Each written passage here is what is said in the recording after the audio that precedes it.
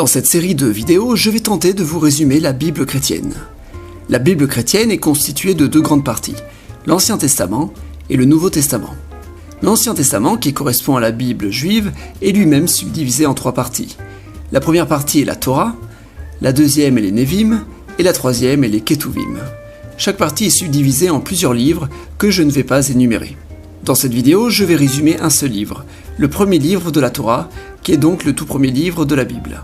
Dans une deuxième vidéo, je résumerai les 4 autres livres de la Torah. Dans la troisième vidéo, les Névim. Dans la quatrième, les Ketuvim. Et dans la cinquième vidéo, le Nouveau Testament. Enfin bref, c'est parti pour le résumé du premier livre de la Torah, qui s'intitule La Genèse, et qui méritait une vidéo à lui seul, car il s'y passe beaucoup de choses. Au commencement, Dieu créa la terre et le ciel, puis il dit que la lumière soit, et la lumière fut. Sur terre, il n'y avait rien. Elle était informe et nue, un vrai tohu-bohu comme on dit. Dieu sépara la lumière des ténèbres, lui permettant de créer le jour et la nuit. Ce fut donc le premier jour. Le deuxième jour, Dieu créa le ciel. Il avait déjà créé, mais c'est vrai, c'est écrit dans la Bible. Il créa aussi les eaux, qui étaient déjà présentes en fait. Le troisième jour, Dieu créa la mer avec toutes les eaux réunies et le continent avec toutes les terres réunies. Il en profite pour mettre tout ce qui est végétation. Le quatrième jour, Dieu décida de placer des astres dans le ciel pour se repérer dans le temps. Le cinquième jour, Dieu créa les animaux marins pour la mer et les oiseaux pour le ciel. Ils eurent le droit de pouvoir se reproduire pour peupler l'entièreté du monde. Le sixième jour, Dieu créa les animaux terrestres et il en profita pour créer l'animal exemplaire, l'homme, et aussi la femme. Le septième jour, il se reposa. Voilà, le monde était créé, maintenant on peut se concentrer sur la vie d'Adam, le premier homme. Dieu prit l'homme qu'il avait créé pour lui donner vie. En fait, tous les animaux avaient déjà pris vie, mais pas l'homme. Dieu créa des fleuves pour y développer un jardin, le jardin des délices, un endroit merveilleux, un véritable jardin d'Éden comme on dit. Dieu demanda à Adam de nommer tous les animaux du monde. Adam, donne un nom à tous les animaux. Moi, je dois faire ça, Commençons par lui. Tu l'appelles comment? Oiseau. Dans le jardin d'Éden, Dieu lui explique qu'il peut manger tous les fruits, sauf un. Bon, écoute, Adam, tu peux manger tous les fruits ici, sauf le fruit défendu. Ah, pourquoi? Lui, ce fruit, tu peux pas le manger. C'est pile poil celui que tu dois pas manger. Il est beau, hein? D'accord, mais pourquoi? Tu dois pas le manger, c'est tout ce que je peux te dire. Au cas où tu voudrais voir où il est là. Voilà, allez, bonne journée. Afin de ne pas laisser Adam seul, Dieu l'endort et lui crée sa femme en prenant une de ses côtes. Waouh, mais qui est cette personne? Je ne la connais ni d'Ève ni d'Adam. C'est ta femme. D'ailleurs, j'en profite pour lui dire, le fruit défendu là, il faut pas le manger. Et d'ailleurs, l'autre femme que tu avais créée juste avant, tu en as fait quoi? Ah, oui, c'est vrai. Bon, on s'en fiche. On fait comme si elle n'avait jamais existé. Et c'est là qu'intervient le serpent, qui propose à la femme de manger le fruit défendu, car ça lui permettrait d'avoir les mêmes pouvoirs que Dieu. Je suis le serpent. Mange le fruit défendu. Tu verras. Tu me sembles être une personne digne de confiance. Je vais le faire alors. La femme croqua dans la pomme et proposa à Adam qui accepta. Il venait de faire une bêtise, de croquer dans la pomme comme on dit. C'est le péché originel. Les humains ne seront plus purs désormais. Wow, mais dis donc, tu es pas beaucoup habillé, serais-tu en tenue d'Ève comme on dit? Je suis tout tenue, c'est vrai, la honte. Sortez de ce jardin d'Éden, bande de délinquants. Désormais, Adam, tu devras gagner ton pain à la sueur de ton front.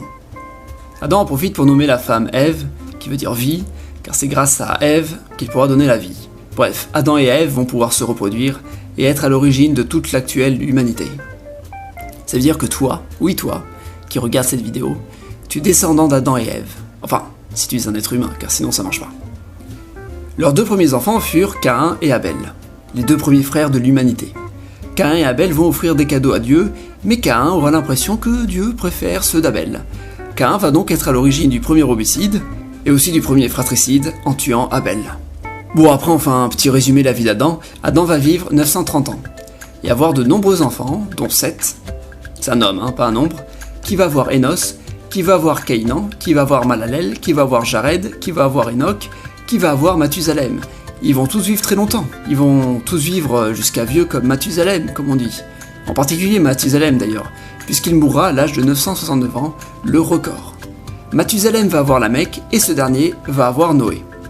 Et ce Noé, il nous intéresse. À ce moment-là, après toutes ces générations depuis Adam et Ève, la Terre a été pas mal peuplée d'humains, mais Dieu n'aime plus trop les humains car il les trouve corrompus.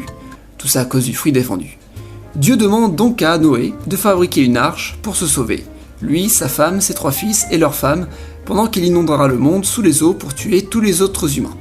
Noé, toi tu m'as l'air bien, je vais inonder l'entièreté du monde pour tuer tout le monde, sauf toi et ta famille, car tu as l'air bien.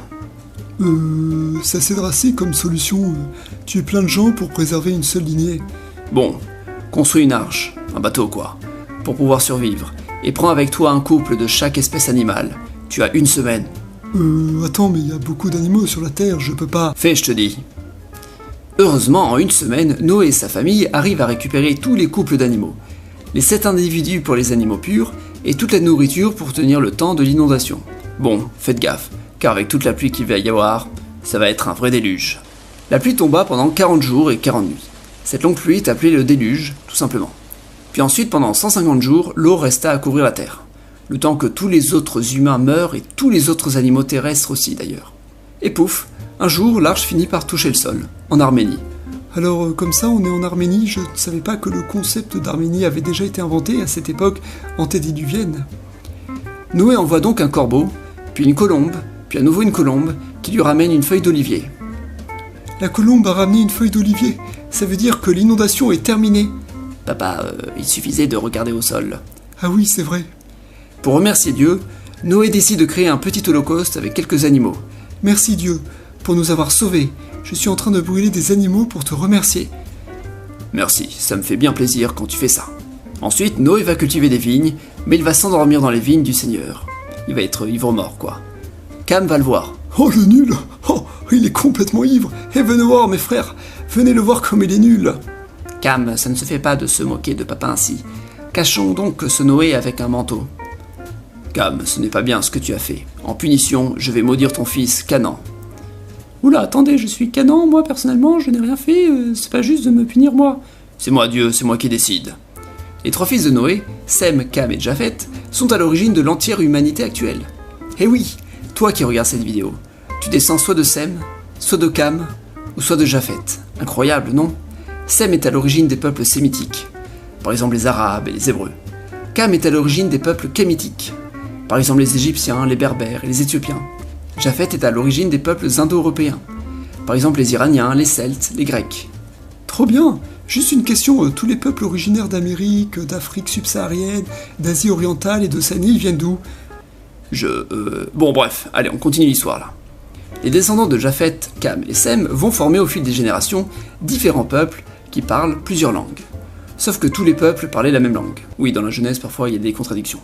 En tout cas, tous les hommes décident d'aller vivre au même endroit pour y construire une grande tour, car ils n'ont rien d'autre à faire. Et bien désormais, vous parlerez tous des langues différentes, comme ça, vous pourrez plus la construire. Excusez-moi. Adam, mais tu étais censé être mort depuis longtemps. Oui, je sais, mais je me posais une question. C'est moi qui ai donné les noms à chacun des animaux, vous vous souvenez? Mais maintenant que tout le monde parle une langue différente, plus personne n'utilise les noms que j'ai inventés exprès du coup. On s'en fiche. Retourne chez les morts, continuons l'histoire. Désormais le monde, avec toutes ces langues, est devenu une véritable tour de Babel, en référence à la tour de Babel qu'ils avaient essayé de construire. Bon, maintenant revoyons un peu l'arbre généalogique pour voir un autre personnage important. Parmi les enfants de Noé, il y a eu Sem, qui est à l'origine du peuple sémitique. Il va avoir comme fils Arphaxad, qui va avoir Salé, qui va avoir Héber. Héber qui était à l'origine du peuple hébreu. Héber va avoir Phaleg, qui va avoir Réu, qui va avoir Saroug, qui va avoir Nacor, qui va avoir Taré, qui va avoir Abraham. Enfin, Abraham va être l'élu de Dieu. Dieu voudra que la descendance d'Abraham soit le peuple élu. Il devait aller avec sa famille vers le pays de Canaan. Abraham, tu es le peuple élu. Ah oui, comme ça il y a un peuple élu. Bah ouais, il y a un peuple que j'ai décidé de préférer parmi les autres. Bref, tu dois aller au pays de Canaan, là où vivent les descendants de Canaan. C'est un peuple que j'ai maudit, donc vous pouvez faire ce que vous voulez avec eux, les virer et récupérer leur territoire. Trop bien, je vais faire ça alors. Une fois au pays, Dieu le renommera Abraham. Abraham va avoir 2 fils, Ismaël et Isaac. Pendant ce temps, Lot, le neveu d'Abraham, qui était allé ailleurs dans la région, visita la ville de Sodome. 2 anges viennent voir Lot qui les invite chez lui. Le problème, c'est que les habitants de Sodome veulent voir les anges pour leur faire du mal. Nous, les sodomites, on veut faire du mal, car on est des méchants. En effet, à Sodome, les habitants sont méchants. Lot, qui n'a pas envie qu'on fasse de mal aux 2 anges, propose aux habitants de leur donner ses 2 filles vierges. Bon, écoutez, ne faites pas mal à ces gens qui sont chez moi. Prenez mes 2 filles vierges si vous voulez, mais ne faites pas mal à ces 2 types venus chez moi et que je ne connaissais pas il y a à peine 1 heure. Lot, on doit te dire un truc, on est des envoyés de Dieu. Tu dois fuir cette ville, car Dieu va la détruire. Ben pourquoi il va la détruire? Parce qu'il aime pas trop les gens qui y vivent et ils font pas comme il faut. Disons qu'à Sodome, les gens font des trucs pas très orthodoxes, si tu vois ce que je veux dire. Il va même détruire la ville voisine de Gomorrhe. Sodome et Gomorrhe sont ainsi détruites. Lot, sa femme et ses filles quittèrent la ville. Dieu leur demanda de ne pas se retourner pendant la fuite. Mais évidemment, la femme de Lot décide de regarder et est transformée en statue de sel. Les 3 survivants iront dans une grotte. Les 2 filles feront boire du vin à Lot pour qu'il soit ivre et pouvoir dormir avec lui. Enfin, dormir. Coucher avec lui, pour être plus exact. Du coup, elles auront des enfants de leur père. Mais bon, retournons à Abraham qui a 2 fils, Ismaël et Isaac. Dieu demanda à Abraham de prendre son fils Isaac et de lui donner en holocauste au sommet d'une montagne. Prends ton fils Isaac et brûle-le au sommet de cette montagne. Très bien, si c'est Dieu qui demande, je le fais. Hein. Alors, il faut allumer le feu. Ou sinon, je mets un petit coup de poignard avant. Oula, attends, c'est bon, ne fais pas ça. Je voulais voir si t'étais réglo. D'accord, je peux donc éviter de tuer mon fils. Dieu voulait juste savoir si Abraham était prêt à tuer son fils pour Dieu, et c'était le cas. Ça prouve qu'Abraham est un chic type. En remerciement, il bénira toute la famille d'Abraham. Plus tard, Isaac va se marier avec Rebecca, et ils vont avoir des jumeaux, Ésaü et Jacob. Vu que Ésaü est né avant, Isaac va choisir Ésaü comme successeur juste avant sa mort. Mais Rebecca préférait que ce soit Jacob. Du coup, Jacob s'est déguisé en Ésaü pour tromper son père et gagner l'héritage. Du coup, Jacob a dû s'enfuir car son frère voulait le tuer. En chemin, il va faire un rêve. C'est le songe de Jacob où il rêve d'une échelle, qu'on appelle l'échelle de Jacob. En se réveillant, il comprit qui était Dieu. Il décide de placer une pierre qu'il nomme Maison de Dieu, Bethel. Plus tard, il demande en mariage Rachel, sa cousine. Sauf qu'il ne peut pas l'épouser car son père veut d'abord attendre que sa sœur aînée soit mariée aussi. Jacob décide donc d'épouser d'abord Léa, la grande sœur, puis ensuite Rachel. Comme Rachel ne peut avoir d'enfants, Jacob les aura avec Léa, mais aussi sa servante. Plus tard, Rachel réussira à donner naissance à 2 autres enfants, dont Joseph, puis le dernier, Benjamin, qui du coup est le Benjamin de la famille, comme on dit. Au total, Jacob a eu 13 enfants. Entre-temps, Jacob retourne dans son pays d'origine et rencontre Ésaü qui l'a pardonné. Jacob change aussi de nom, devenant Israël, celui qui combat avec Dieu. Les enfants de Jacob deviennent les fils d'Israël. Joseph, qui est le premier enfant obtenu avec Rachel, devient le préféré de Jacob. « Tu es mon préféré, ne le répète pas aux autres, après ils vont être jaloux. »« Merci papa, mais pourquoi je suis ton préféré ?»« Car tu es le seul que j'ai eu avec ma femme. Enfin, il y a Benjamin aussi, mais Benjamin, quand il est né, ça a tué ma femme, donc je l'aime moins. » Bref, les autres frères seront jaloux et vendront Joseph à des marchands égyptiens. Joseph deviendra donc un esclave en Égypte, chez Putiphar, un proche du pharaon. Mais voilà, la femme de Putiphar est amoureuse de Joseph, mais elle ne va pas réussir à le séduire. Du coup, elle le dénonce comme ayant tenté de l'embrasser. Il finit en prison. En prison, il analyse les rêves de 2 autres prisonniers. Il comprend qu'un va se faire exécuter et que l'autre va être libéré. Et c'est vrai, c'est ce qui s'est produit. Depuis, on se rend compte que Joseph sait lire les rêves. 2 ans plus tard, le pharaon fait un rêve étrange. Il fait libérer Joseph pour qu'il puisse lui analyser son rêve. « Joseph, tu vas m'expliquer mon rêve ?»« Vas-y. » J'ai rêvé qu'il y avait au bord du Nil 7 vaches bien grasses qui se promènent. Un peu plus tard, 7 vaches très maigres se promènent aussi. Puis elles partent dévorer les vaches bien grasses. Explique ce rêve. C'est pourtant bien simple. Cela signifie qu'il va y avoir... Il y a combien de vaches grasses déjà ? 7. Il va y avoir 7 années de très bonne récolte. Et qu'ensuite, il y aura... Il y a combien de vaches maigres ? 7 aussi, c'est le même nombre. Ah oui, eh bien il y aura 7 années de famine. Ok, en gros, il y aura une période de vaches maigres, comme on dit. Ouais, mieux vaut faire des provisions alors. Et c'est ce qui se produisit. 7 ans plus tard, l'Égypte, qui avait tout prévu, se retrouve avec d'énormes réserves de nourriture, prêtes à surmonter la famine. C'est dans cette période que Joseph retrouve ses frères et demande à voir Benjamin. Que je suis heureux de retrouver mes frères. Même si vous m'avez vendu, je vous aime bien quand même, car vous êtes mes frères. Tous les frères sont les fils d'Israël, ils vont former un peuple au fil du temps, le peuple d'Israël, qui vivra en Égypte. Mais ça, c'est une autre histoire.